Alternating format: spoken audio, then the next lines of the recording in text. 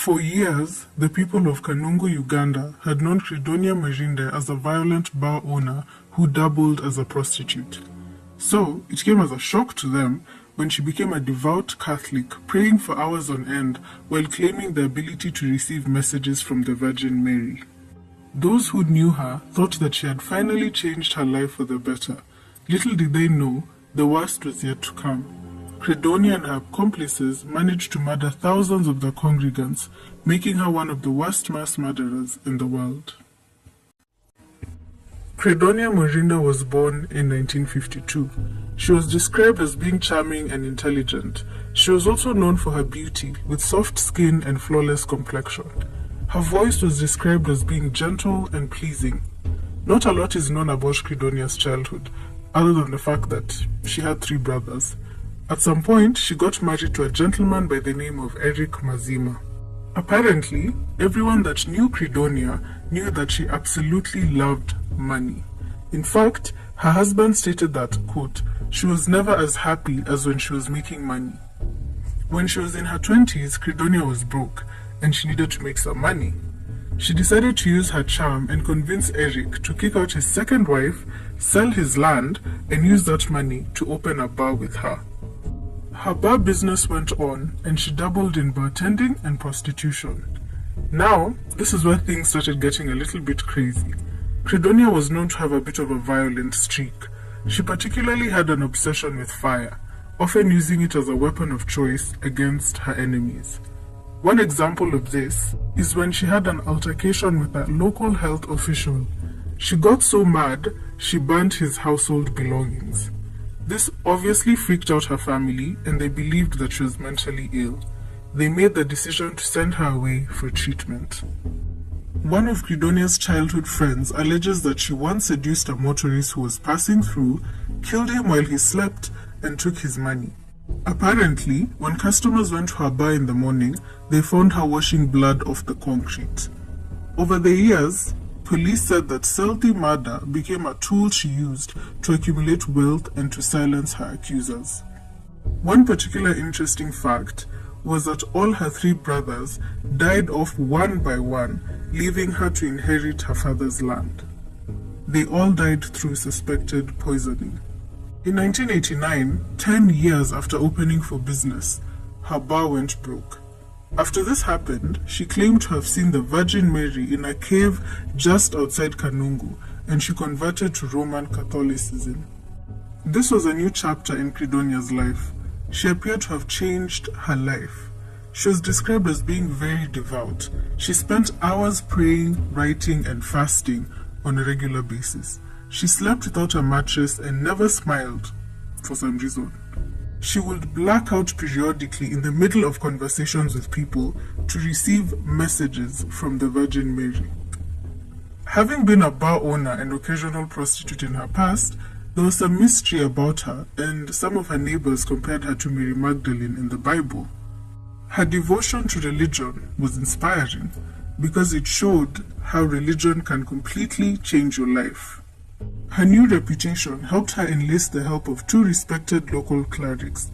They were Dominic Kataribabo, who was an excommunicated priest, and Joseph Chibotere, a devout Catholic.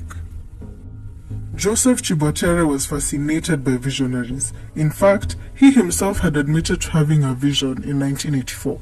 Credonia approached him and told him that in addition to having a vision of the Virgin Mary close to his house, the Virgin Mary had told her that a man named Joseph Chibotere was going to help her restore the 10 Commandments.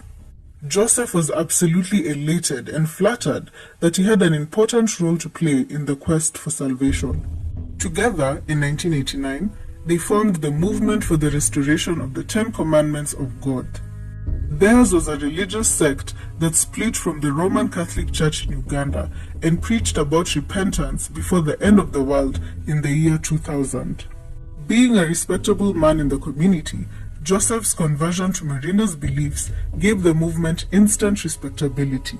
At this point, Credonia was living in Joseph's home, which he shared with a couple of other relatives. They all lived in a compound together.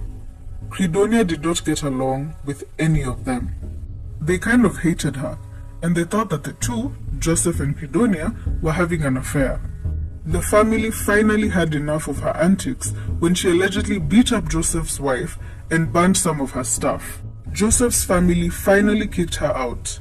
In 1991, Joseph followed her and moved into her compound. He became a figurehead of the cult. Credonia transformed Joseph Chibotere into a kind of Christ figure. He wore a Catholic bishop's robe and ring. He alone was allowed to ordain young men into the cult's priesthood. It's been reported that Credonia used him because of his money and because he was a man. Credonia transformed her father's land to the cult's headquarters. They registered the movement as a group whose aim was to obey the 10 Commandments and preach the word of Jesus Christ. Christian icons were prominent in the movement's compound, and the cult had links to Roman Catholicism, with its leadership dominated by a number of former priests and nuns. Asala Komuhangi and Dominic Kacharibabu were notable figures in the group. Credonia ran her cult in the late 80s. This was one of the most unstable periods in Uganda's history. Ugandans were reeling from a civil war caused by the ousting of dictator Idi Amin that tore the country apart. In addition to the political turmoil, Uganda was also facing an AIDS crisis. According to ex-members of the cult, people sought refuge and comfort in the stability of the group, believing that if they prayed and repented enough, things would get better. The movement grew rapidly, and at its height, membership was estimated as being between 1,000 to 4,000. To outsiders, Joseph Chibotere was the group's leader, but in reality, he was just a figurehead, intended to impose masculine authority over the followers and enhance the cult's public relations. Behind closed doors, Credonia was really the one running the show. She was referred to as a programmer. Questions would be sent to her in writing, and she would write back with answers. She was described as being the true power in the movement. According to some senior members, she was the one that chaired their meetings and was the source of the cult's predictions of an apocalypse and the pronouncements that salvation could only be found with the Virgin Mary's messages. The group believed that the world would end at the beginning of the new millennium, so Doomsday was on December 31st, 1999. She claimed that the Virgin Mary had revealed sinister prophecies of famines and wars, with rivers turning to blood and food turning to poison. According to her, their only hope was to repent. The community was self-sustaining. They would take in whole families and provide for their every need. The members grew their own food and used their skills to contribute to labor.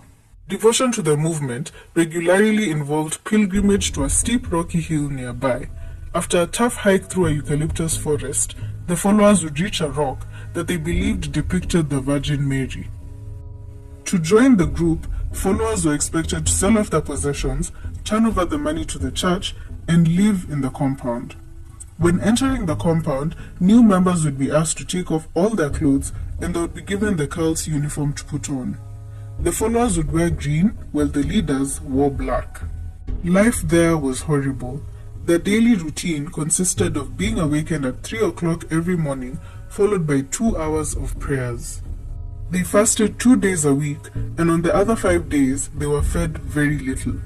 The hunger was so bad that children were eating whatever insects they would find. When they were caught, they would be punished. The children, who were not allowed to go to school, were infested with disease, but they didn't dare complain. In order to join the sect, followers had sworn absolute poverty, chastity, and obedience. They slept on the floor, washed themselves with coarse laundry soap, and observed strict silence at all times. This led them to occasionally communicate using sign language. They were never allowed to speak to their immediate superiors, much less to the 12 supreme leaders of the movement, a management structure based on the 12 apostles. I'm going to read extracts from interviews conducted on former cult members by various media outlets. Miss Ariho joined the movement with her family when she was 10 years old. Her widowed mother was struggling to raise 3 children, one of whom suffered from persistent headaches. Credonia's group offered prayer and a sense of belonging. Miss Ariho's family hosted a branch of the church with about 100 members in their compound. This was 2 kilometers outside the town of Rukungiri. She says, quote, "Life rotated around prayer. Although we also farmed, we did everything possible to avoid sin. Sometimes, if you sinned, they would command you to recite the rosary 1,000 times. You had to do it. You would ask your friends and family to help until you had served your punishment." Another former cult member, Mary Kasambi, said, quote, "I had sores on my feet, my arms and my legs, but I didn't care. I believed what I was doing was right. Credonia could say, 'Today we are all going to dig for 1 week,' or 'Today we are not going to eat for 3 days,' and we wouldn't. Credonia would get a program from heaven, from the Virgin Mary, and she would transmit it to us. Our job was to obey. I don't believe people went to Credonia asking for their money. You didn't ask questions." Kasambi left the cult in 1997 after she saw her 4 young children foraging for grasshoppers to eat. Investigators say that Credonia apparently played off fear of the devil to persuade her closest aides to commit mass murder. Several former cult members described how she fostered a visceral, overpowering fear of demonic intrusion into the cult. Every object that came from the outside, be it money, clothes, food, or medicine, had to be exorcised with prayer. She said that the devil was everywhere. Credonia was a ruthless leader. It's been reported that she once led followers on a punishment raid of relatives who had refused to join the cult. Several reports indicate that she would use poison as a murder weapon to eliminate those that she considered to be her enemies. The year 2000 was fast approaching. According to the followers of the movement, this was to be the end of the world. To prepare for this event, members sold off their possessions and turned the profits over to the group's leadership. Finally, the day was upon them, December 31st, 1999. Followers waited patiently for Armageddon, but shockingly for them, nothing happened. It was just a regular day. When the world did not end by January 1st, it is theorized that trouble started brewing in the movement. Members began asking questions and demanded the return of their money and property. There was another theory that there was growing skepticism about Credonia's power and those of the other leaders. Either way, there was a crisis, and the leaders needed to fix it. Shortly after dawn on Friday, March 17th, 2000, 500 people, mostly women and children, had burnt their belongings, showered, clipped their nails, shaved their hair with razors, and put on their green and white uniforms. Credonia summoned them into the church, which they called the Ark. The church was lined with 68 jerrycans filled with gasoline. Cult leaders nailed the doors and windows shut and set the church on fire. No one managed to escape, and all 500 people died an agonizing death. It is believed that Credonia, together with her accomplices, fled the scene. Authorities were alerted to the compound by neighbors complaining of a fire and a horrible smell coming from the direction of the cult's compound. When the authorities arrived, they were met with a horrific scene. The charred remains of approximately 500 people lay at one end of the chapel. Virtually no one could be positively identified. The police theorized that the cult members had committed mass suicide, but that theory was quickly dismissed after officials were drawn by a horrible stench coming from what was believed to be a pit latrine. Police discovered the bodies of 6 large men, partly dissolved in sulfuric acid. 5 of them had been poisoned to death, and 1 had been killed by a blow to the head. This led authorities to begin investigations into the deaths. They soon found out that the fire was just the beginning. In subsequent days, police found hundreds of bodies buried in mass graves at other properties owned by the cult across southwestern Uganda. 155 bodies were found buried inside Dominic Kataribabo's house and in pit latrines outside. The bodies were cemented under the floors of the house, and maize was planted on the outside graves. The victims, half of them children, had been poisoned. Those who had not died quickly and quietly had been stabbed, strangled, or beaten to death. They lay buried in several mass graves, naked, stripped of all identifying features, and stacked together in pit latrines. With this evidence, police theorized that the 6 men found in the pit latrine in the compound were the executioners that had carried out these massacres. Joseph Kibwetere's compound is abandoned now to the ghosts of his victims, the 330 people who perished here when they were herded into a church and incinerated. Inside the classrooms are the lists of children who studied here and died here.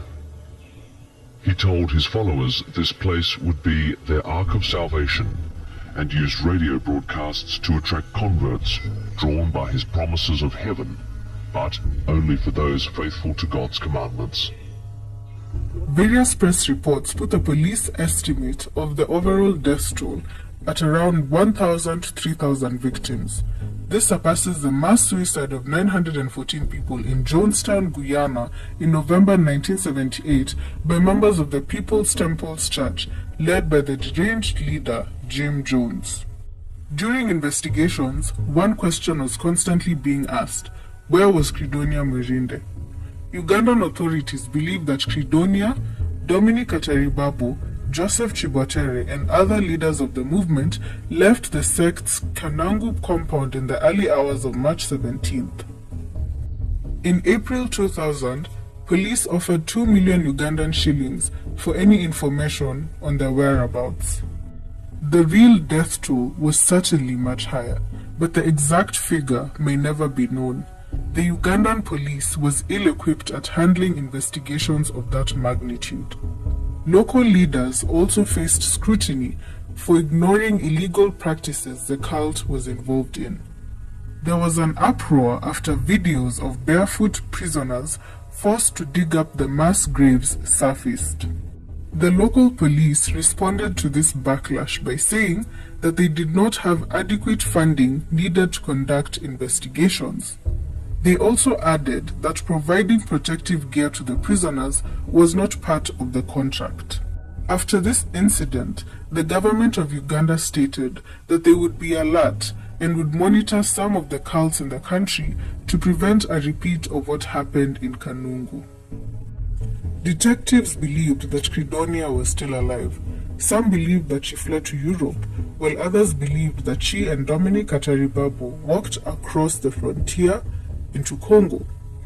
At the time, Eastern Congo was a lawless land filled with warring factions, including Hutu militiamen who fled to the area after their campaign of genocide in Rwanda. A manhunt in the area was out of the question. Credonia was branded by some as the worst mass religious murderer in the world. Police issued international arrest warrants for the leaders of the group in connection to the massacres. Authorities were puzzled over how the movement's leadership could have managed to secretly massacre so many people in cult compounds across Uganda. The most disturbing fact is that, were it not for the discovery of the 6 men in the pit latrine, the murder of the last 500 cult members would have been dismissed as suicide. No investigation would have been launched, and no mass graves would have been uncovered. It would have been the perfect murder. 22 years later, no one has been prosecuted in connection with the massacre, and the cult leaders, if they're alive, have never been found. There's a lot of speculation as to why Credonia and her group decided to commit the murders. Credonia's family members and acquaintances said that escaping with her followers' money would not have been enough.